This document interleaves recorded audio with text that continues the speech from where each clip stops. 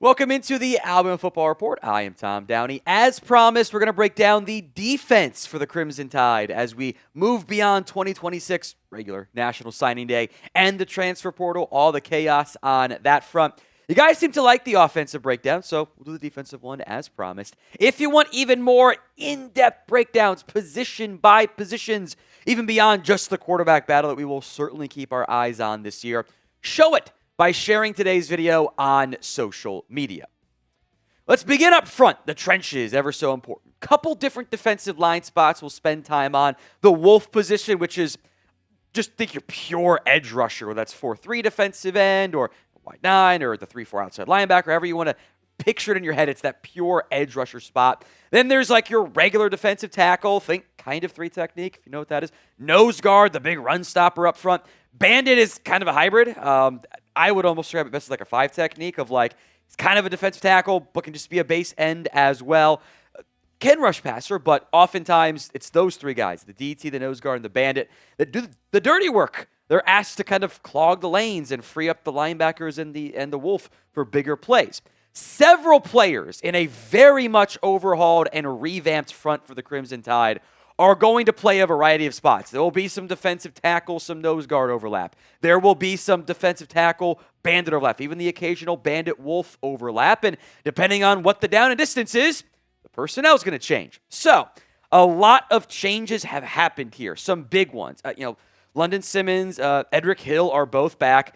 Addition is Kedrick Bingley-Jones, who, by the way, did just get that extra year of eligibility. More on him in a little bit. Some new guys as well. Kamhariyan Johnson, Corey Howard, Malique Franklin.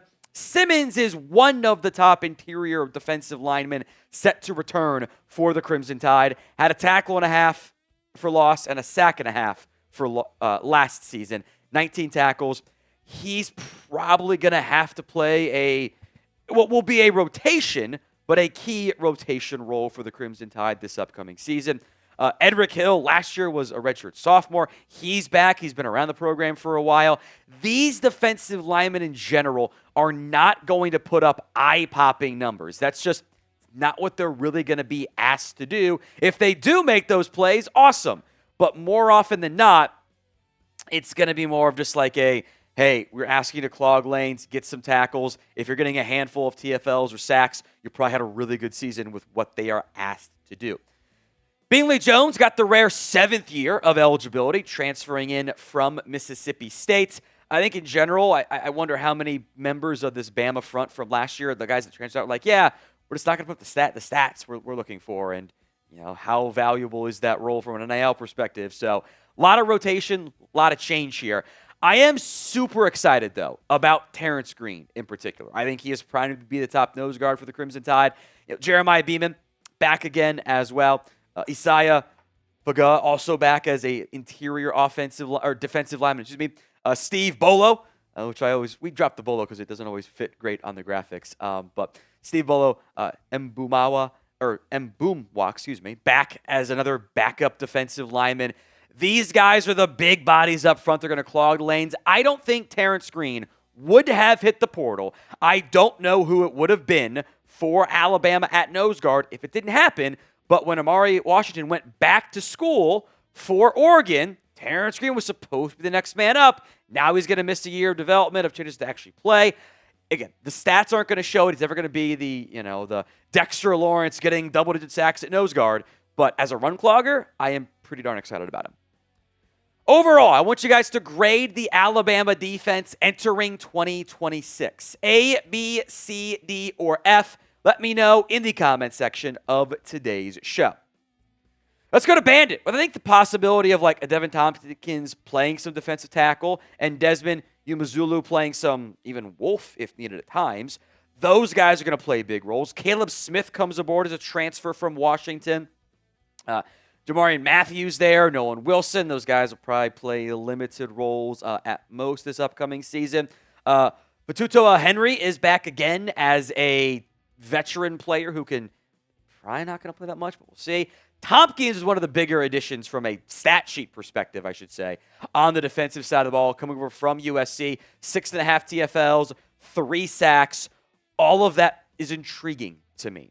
Umazulu has played plenty for South Carolina, was starting to show some more flashes. I think the snap counts, playing time wasn't always what he was searching for.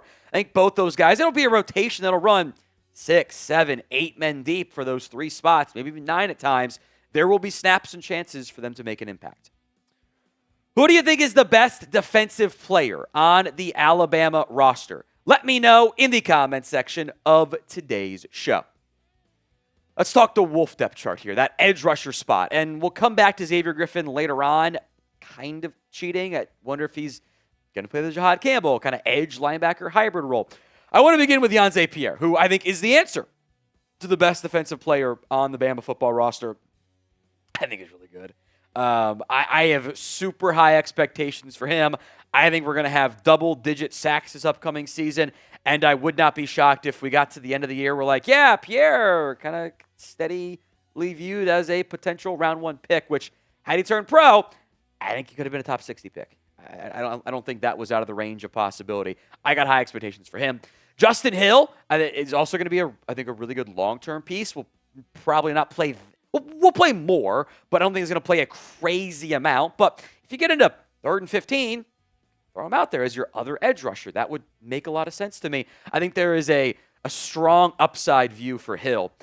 John Marion Latham set to return as well. John Marion. I think is a big deal. He can play Wolf, can play Bandit as, like I said, he can play 3 technique for them, play defensive tackle if needed. So he's going to be in that rotation as well. Once you include the Wolf guys of your rotation, probably getting to double-digit guys that'll play 10 to 15 snaps a game would be my guess, based on game flow, script, everything else in there. Linebacker is next up here, and much like the defensive line, the linebacker room has undergone massive changes. This one less so due to the portal and more so due to graduation. 3 different of their top off-ball linebackers off to the NFL / whatever holds their future long-term.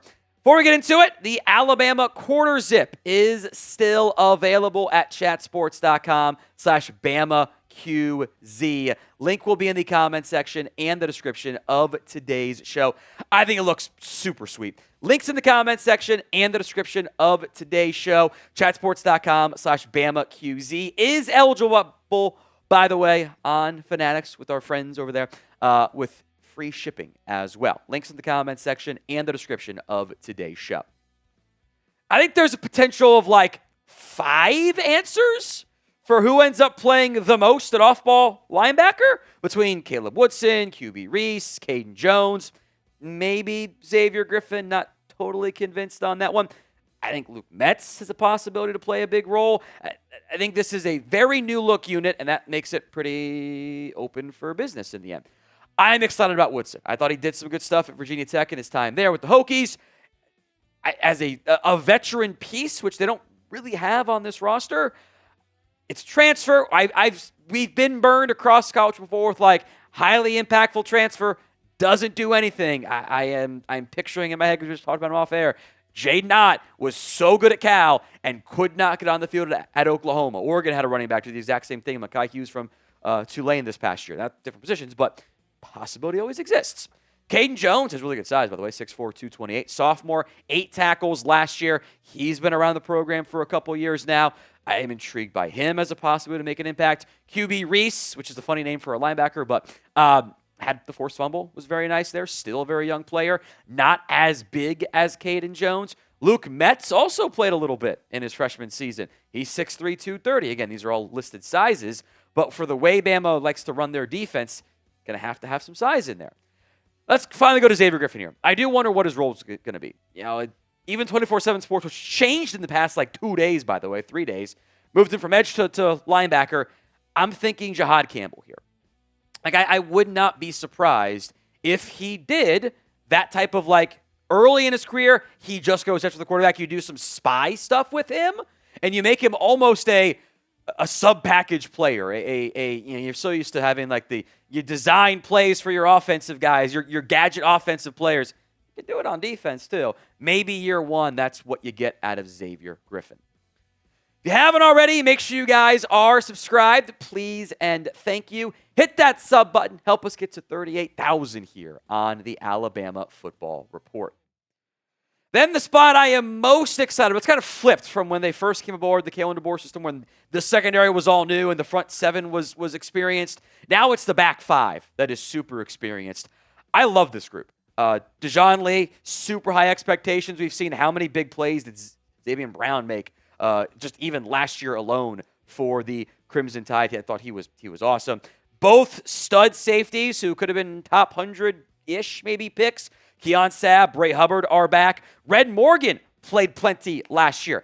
I wouldn't be very surprised if Xavier Mincy carved out a role as like the sixth secondary player who could be, the backup safety and play some Husky as well. Nick Sherman's probably more of a corner, by the way, on this depth chart, but to make the math work, I kind of just moved him over there.